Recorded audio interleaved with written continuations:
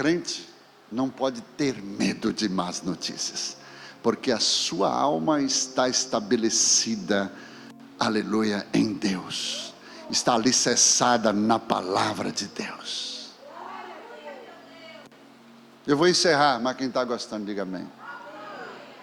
Quero dizer para você, nesta manhã, que a renúncia é uma ferramenta que você precisa a cada dia, por amor a Cristo, exercer. Abraão foi chamado o pai da fé. A graça nem havia se estabelecido naquele tempo. E Abraão foi chamado o pai da fé. Abraão, ele ouviu a voz de Deus, o chamado de Deus. E Deus falou: sai da tua terra, do meio da tua parentela, e vá para uma terra que eu te mostrarei. Uau! Um cara que não conhecia Deus, adorador de madeira, idólatra, de repente, ele ouve a voz de Deus, porque, irmãos, a fé vem pelo quê? Ouvir a quem? E a palavra é o quê? A voz de Deus. A palavra é a voz de Deus. Então ele ouviu a voz de Deus. Hoje você quer ouvir a voz audível de Deus? Deus está dizendo: eu já dei a minha palavra, ouça. Já comece ouvindo a minha palavra. Porque a minha palavra é a minha voz, é o que eu falei, o que eu continuo falando. Se alguém falar outra coisa diferente do que eu falei na palavra, seja isso anátema, maldição. Não procure outro evangelho, não procure outras palavras que Deus queira falar para massagear o seu ego, atender a sua expectativa. O que Deus falou, o que Deus continua falando, é o que Ele escreveu. E se Deus falar alguma coisa diferente do que Ele já falou, Ele está dizendo: seja maldição, não sou eu. Então tudo você tem que conferir com o que Ele falou, com o que está escrito. Aí Abraão deixou a sua família, deixou os pais, o pai morreu, acabou morrendo deixou irmãos, e trouxe o sobrinho Ló, adotou como filho. Chegou um momento, Ló cresceu, se empoderou por causa de Abraão, e significa até as pessoas que Deus não chama para estar conosco, são abençoadas por causa da sua vida. Aí Ló foi abençoado até o tutano, cresceu, ficou, cheio de pastores, de gado, muitos bens, de sorte que os pastores de Ló e os pastores de Abraão começaram a se desentender, a contender. Aí o próprio Deus permite essa contenda, porque o propósito de Deus, assim como eu falei, queridos, é dele, por ele e para ele. É dele, porque a sua origem foi nele. Por ele é o propósito que vai te acompanhar, ele vai estar com você. Por ele. E para ele, fala de destino. E aí, quando há uma contenda,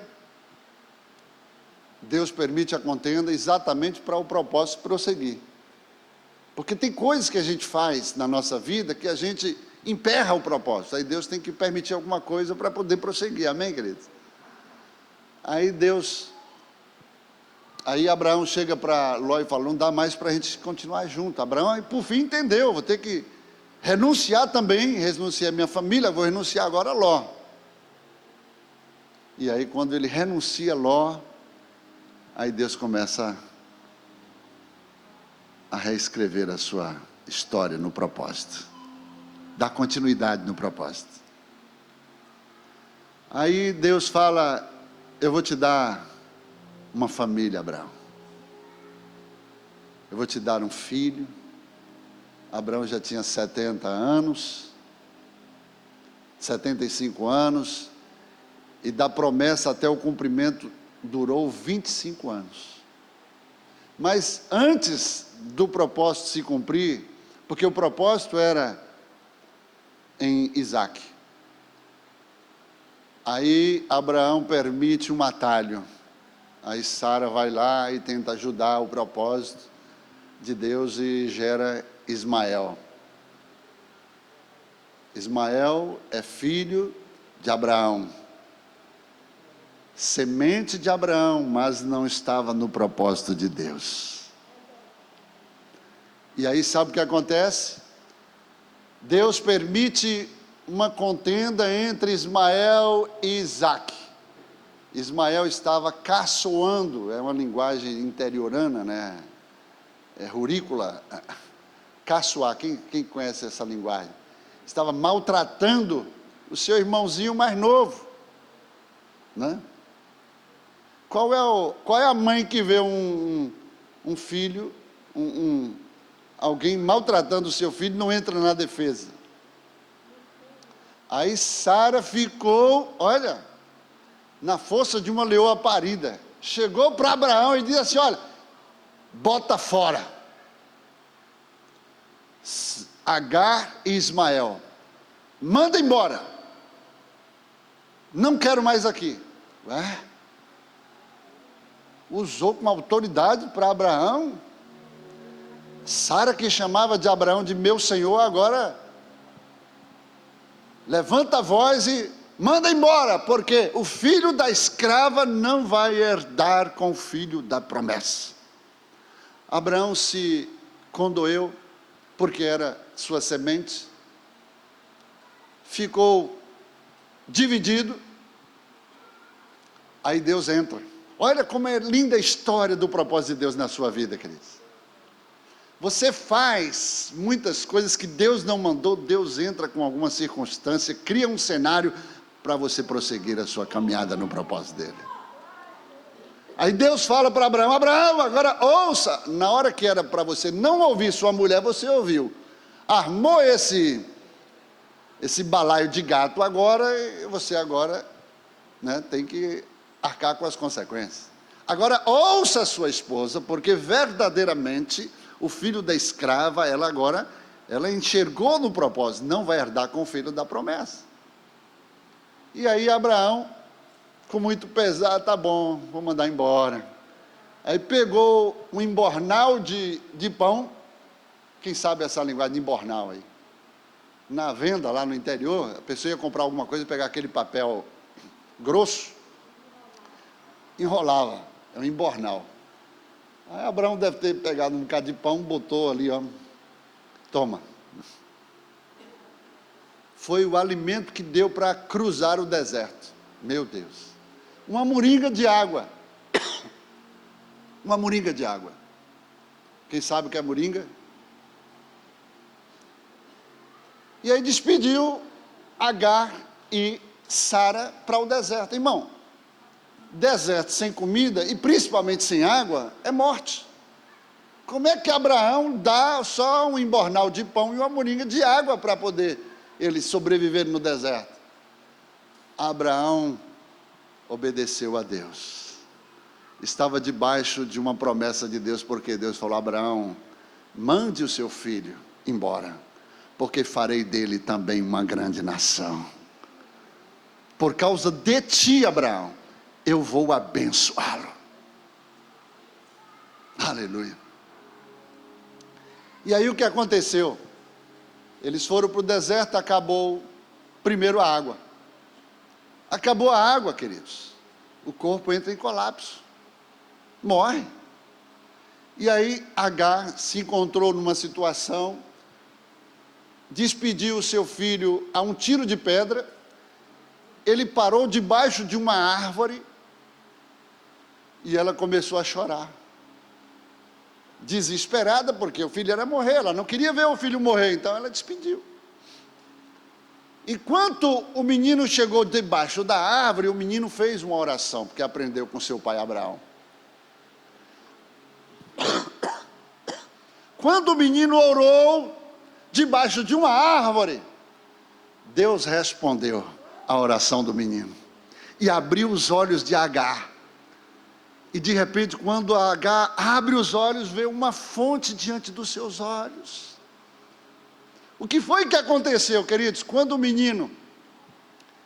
Ismael, que é filho de Abraão, esses que se levantaram contra Israel agora aí, os ismaelitas, eles se aproximaram da árvore, a árvore aqui representa, a Bíblia nos traz uma linguagem figurada. A árvore aqui é o madeiro.